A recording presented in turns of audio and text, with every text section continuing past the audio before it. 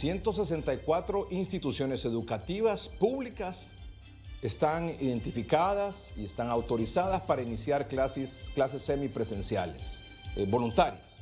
El proceso de clases semipresencial se va a ejecutar, esperamos y confiamos, bajo estrictas medidas de supervisión de bioseguridad por parte de la Secretaría de Educación y SINAGER. Bajo la dirección de la licenciada Ana María Villa de Cafati, este es el reporte de Por qué nos importa esta noche.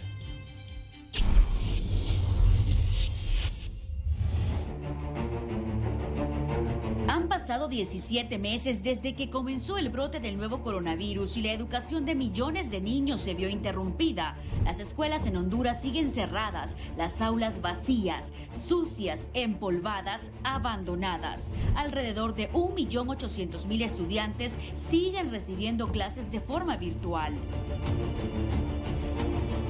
Honduras no tiene las condiciones para educación no presencial. Lo que se ha venido haciendo es simplemente una vez a la semana el maestro manda una tarea por WhatsApp a los estudiantes y los estudiantes contestan cuando pueden, pero eso es un autoengaño. Los niños, principalmente de prebásica, y los niños de primer y segundo y tercer grado, están dejando de desarrollar sus habilidades y sus competencias en el sentido de poder desarrollar su creatividad, su autonomía, su desarrollo cognitivo.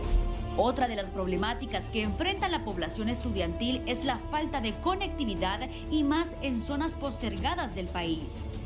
La historia de Honduras no registra virtualidad en la educación, de tal manera que el entrar de un solo a la virtualidad sin estar preparados es un impacto. Como se dice así, ¿verdad? En las comunidades hay que ir a treparse o a un árbol o a una piedra para poder hallar señal. Para algunos expertos, la educación en línea, en vez de avanzar, ha retrocedido en el aprendizaje de los niños y jóvenes. Antes de la pandemia ya Honduras tenía una baja calidad educativa, tenía un retraso de años con respecto a otros países.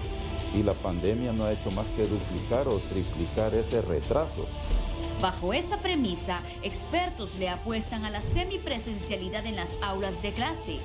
El 96% de los sistemas educativos del mundo, según la UNESCO, están abiertos, sea presenciales o semipresenciales.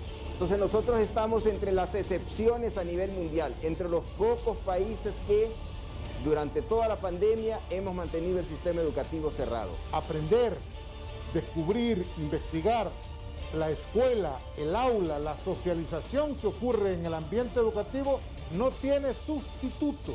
Por lo tanto, lo que hemos perdido difícilmente es recuperable. La Secretaría de Educación ha iniciado un proceso de pilotaje denominado Retorno Seguro a Clases, donde más de 164 instituciones educativas públicas y 147 privadas iniciarán la semipresencialidad en las aulas. Estamos preparados con los insumos de bioseguridad para dotar al personal docente, administrativo y educandos de los centros educativos que van a entrar en el esquema de semipresencialidad. No es crear un espacio de masacre donde todos vayan a... Es controlar las condiciones de manera que nos permita que los que podamos y los que querramos también lo hagamos.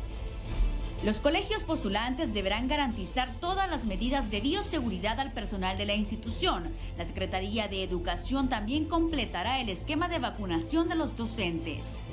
Pronto iniciaremos con la vacunación de los jóvenes de más de 12 años en estos centros educativos que entrarán en proceso de apertura semipresencial para que también puedan tener sus 2 dosis de vacuna contra la COVID-19. La escuela americana se ha preparado para la semipresencialidad. Instalaron medidor de temperatura, dispensadores de gel, lavamanos en varios puntos de la escuela. Cuentan con 2 clínicas, entre otras medidas. Las aulas están marcadas por dónde el muchacho puede caminar, a dónde se va a sentar, siempre con distanciamiento, aparte de la maestra también. Todo se ha marcado para que el niño tenga seguridad dentro del aula. En diversos municipios del país retomaron la normalidad desde hace algunos meses. Nosotros comenzamos en la primera semana de febrero. Ahora, nadie nos quiso autorizar, sabemos, pero nosotros lo hicimos de voluntariado propio, voluntariado de padres. Porque no es lo mismo estar en una plataforma, no es lo mismo estar enviando material en físico que atender los alumnos en el aula de clase. Y lo hacemos por los niños, para estos niños que son de segundo grado, que fueran como un primero o más atrás como un kinder, debido a la pandemia. Yo tengo 25 alumnos, de esos 25, 8 son los que no tienen conectividad y son los que estoy dándoles tutoría los viernes. La profesora Heidi Escobar en el municipio de Ojojona decidió acondicionar el patio de su casa para impartir clases presenciales a sus niños de primer grado con autorización de los padres, dividiendo sus 20 alumnos en grupos durante la semana. Han mejorado bastante en la lectoescritura, han mejorado en la lógica matemática, como usted lo pudo observar. Yo utilizo material concreto como tapones para que ellos se les haga más fácil la suma, la resta. Gracias a Dios, hasta este momento Dios nos ha cubierto a mis padres, ha cubierto a mis alumnos. No he tenido ningún contagio, ni en mi familia, ni en mi persona. Un ejemplo de semipresencialidad con éxito es en Chile, donde retornaron a las aulas de manera voluntaria en marzo de este año. Primer semestre de este año, ¿qué resultados tenemos de este retorno? Que tenemos casi 10.000 establecimientos de educación que han abierto. Eso es 63% de los colegios. 1 millón de estudiantes volvieron en forma presencial. No podemos dejar de lado que el retorno a las aulas de clase en el sector público debe ir acompañado de una buena infraestructura. En el 2020, el Congreso Nacional aprobó un préstamo con el Banco Interamericano de Desarrollo Económico de $80 millones para la reparación de centros educativos. Nosotros nos preguntamos, ¿será que los van a hacer de oro y plata? Porque hasta el momento los centros educativos están cayendo a pedazos. No existe en los centros educativos ni siquiera tanques de agua potable.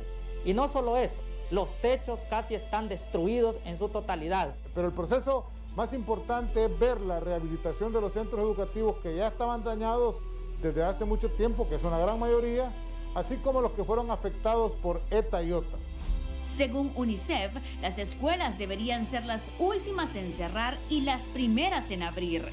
La presencialidad sigue siendo la mejor forma de educar a nuestras niñas y a nuestros niños. El daño al no entrar a este tema de semipresencialidad es impactante para el sistema educativo de Honduras. Si todo lo demás está abierto, abramos educación que a la larga nos va a costar más. El Fondo de las Naciones Unidas para la Infancia recomienda a los gobiernos dar prioridad a la reapertura segura de las escuelas para evitar una catástrofe generacional.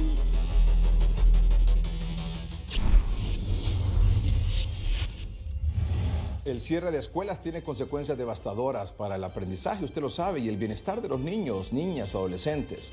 Los más vulnerables y los que no pueden acceder al aprendizaje a distancia corren un mayor riesgo. Imagínense cómo estarán haciendo en el interior del país.